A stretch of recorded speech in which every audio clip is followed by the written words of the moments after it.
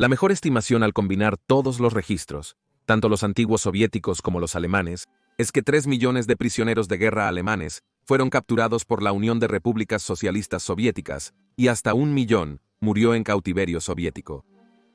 La tasa de desgaste fue asombrosa. Por ejemplo, de los 95.000 alemanes que se rindieron en Stalingrado el 30 de enero de 1943, solo 5.800 estarían vivos para regresar a casa en 1956.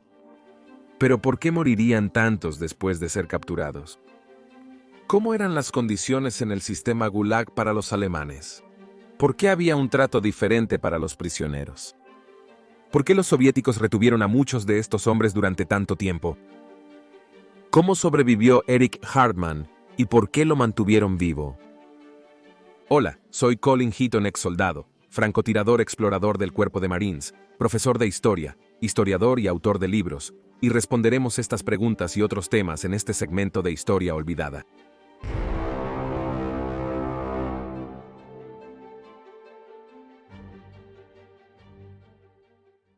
Durante la conferencia de Yalta en Ucrania, celebrada del 4 al 11 de febrero de 1945, Joseph Stalin, Winston Churchill y Franklin D. Roosevelt discutieron el futuro de Europa cuando la guerra terminara.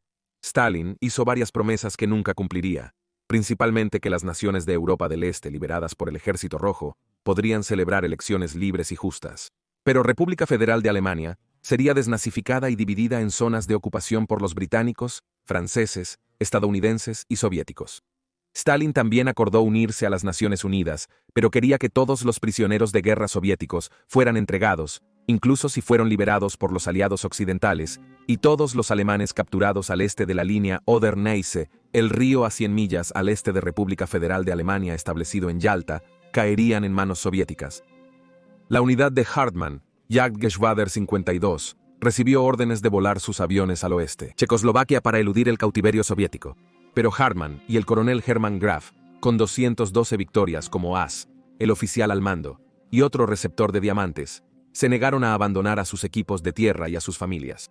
Se rindieron a una unidad blindada estadounidense de la 90 División de Infantería en Písek, marchando al oeste, el 8 de mayo de 1945. Pero siguiendo sus órdenes, el capitán estadounidense accedió a entregar a los alemanes, militares y civiles, a la unidad del Ejército Rojo que también estaba allí. Solo los alemanes demasiado heridos para ser útiles a los soviéticos pudieron quedarse con los estadounidenses. La vida en los gulags era dura y severa. La comida escasa y de mala calidad, y los prisioneros padecían estrictas regulaciones. Según datos de los archivos soviéticos, para octubre de 1945, 687.300 alemanes seguían vivos en los gulags y otros 316.600 alemanes soviéticos servían como esclavos laborales. Uno de estos alemanes era el mayor Erich Hartmann, quien fue catalogado como un prisionero de alto perfil valioso, y con buena razón. Hartmann y Graf fueron dos de los únicos 27 alemanes a quienes se les otorgaron los diamantes a las hojas de roble y espadas, a la cruz de caballero de la Cruz de Hierro, y los soviéticos sabían exactamente quiénes eran. Adolf Hitler y Hermann Göring los favorecían enormemente y tenían mucha publicidad en los medios. Los soviéticos conocían a Hartmann por su nombre y señal de llamada en batalla. Tras su captura, Hartmann fue sometido a juicio, y de sus 352 victorias, los propios soviéticos confirmaron al menos 325 de ellas, y lo acusaron de crímenes de guerra. Esto lo catalogó como un criminal común, sin protección internacional. Stalin mantuvo a la Unión Soviética como signataria de las convenciones de La Haya, pero como Japón no firmó la Convención de Ginebra de 1929, esto suprimió la inspección de la Cruz Roja Internacional en los campos de prisioneros, y no hubo seguimiento de las condiciones laborales y de salud de los prisioneros. Los alemanes sufrieron largas jornadas laborales, alimentación mínima y falta de atención médica y dental. Incluso las infracciones mínimas recibían castigos severos. Condenado a 25 años de trabajos forzados, Hartmann soportó los gulags en la mina de carbón en Shakhty, luego a Novocherkassk y después a Perko en las montañas Urales. Varios alemanes sobrevivientes entrevistados relataron diversas torturas y ejecuciones y trato cruel. Pero Hartmann no sería asesinado. Stalin tenía órdenes de protección para él sin su conocimiento. Fue interrogado, si no torturado, docenas de veces, algunas siendo más dolorosas que otras. Como Hartmann afirmó en nuestras entrevistas, registradas en mi libro, Hablan los haces alemanes voley. 2. Lo que esperaban obtener de mí todavía no lo entiendo. Quizás era una curiosidad. Había conocido a Hitler más de una vez, poseedor de diamantes, similar a un héroe triplemente soviético. Para ellos, era como un extraño animal de zoológico. Shakti era un gulag particularmente espantoso. Cientos de hombres morían mensualmente, especialmente en los duros inviernos. También sufrían derrumbes y gases tóxicos de las minas. No había precauciones de seguridad para la integridad estructural en la mina para la seguridad o equipo de seguridad laboral. Esto se debía a que siempre había un suministro de cuerpos para tomar su lugar, y la mano de obra era gratuita. Varios hombres fueron torturados hasta morir de inanición en Shakti, donde era un oficial superior. Hartmann empezó huelga de hambre contra el abuso. Como respuesta, los guardias lo golpearon siguiendo órdenes de Moscú, lo mantuvieron vivo alimentándolo a la fuerza, como prisionero famoso. Los castigos a menudo eran tan diversos como ilógicos, según lo afirmado por Hartmann. Cita: tienes que entender este sistema loco. Si llegabas a robar algo, realmente no te castigaban. Se esperaba, no era un problema. Pero si hablabas mal de Stalin, o incluso de Khrushchev después, entonces podrías recibir un disparo. Era un sistema insano. Hartmann comía aproximadamente una vez a la semana, si tenía suerte, y cuando se alimentaba, se le daban las sobras que se daban a los perros. Protestó desafiante con varias huelgas de hambre, pero las órdenes de Moscú eran mantenerlo con vida. Fue alimentado a la fuerza durante 27 días consecutivos.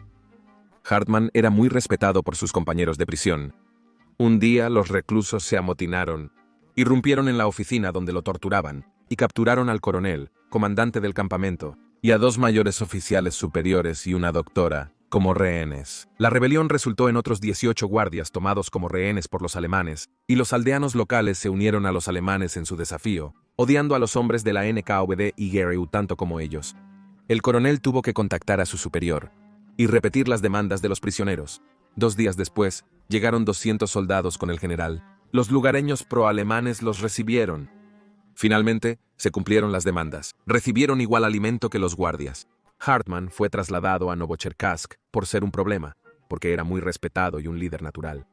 Las historias de abuso eran frecuentes. Algunos prisioneros fueron golpeados hasta la muerte. Algunos fueron disparados, pero la mayoría simplemente fueron trabajados hasta la muerte. En algunos campamentos de Siberia, al este, una forma de castigo era desnudar a un hombre y amarrarlo a un árbol o poste. Entonces, millones de mosquitos recién nacidos se alimentarían de él hasta su muerte. Menos de 2 días en promedio. Decenas de miles de prisioneros simplemente desaparecieron. Nunca más se supo de ellos. Ni sus compañeros de cárcel conocían su suerte. Una vez que a Hartmann se le pidió constantemente que firmara papeles de confesión, escritos en ruso, y él se negó. Fue castigado con golpes y privación de comida por 3 semanas, durante los 9 meses encerrado en una caja de metal. Hermann Graf también fue maltratado de manera similar, y luego recibió la carta de que su esposa lo había divorciado. Varios hombres recibieron dichas cartas, y eso fue lo que colmó la paciencia de la mayoría de los hombres. Simplemente firmaron los papeles. Hartmann también tuvo malas noticias. Pedro, su hijo, falleció de neumonía tras la guerra.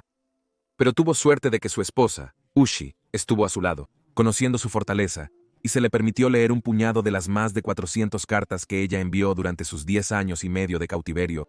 Hermann Graf firmó finalmente, y fue liberado el 25 de diciembre de 1949, siendo etiquetado como mentalmente deficiente. Hartmann podría haberse unido a él, se negó a firmar las confesiones, y no volvió a casa hasta octubre de 1955.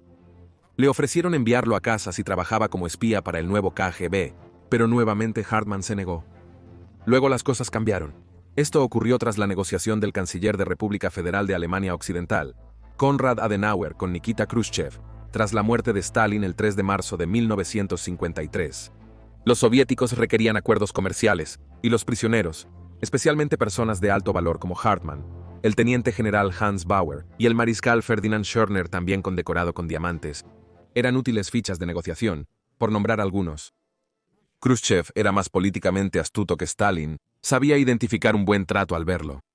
En consecuencia, los últimos alemanes conocidos vivos fueron liberados en 1956. Erich Hartmann se retiró como coronel de la Fuerza Aérea Alemana y murió el 20 de septiembre de 1993. Está enterrado junto a su amada Ushi, quien le sobrevivió.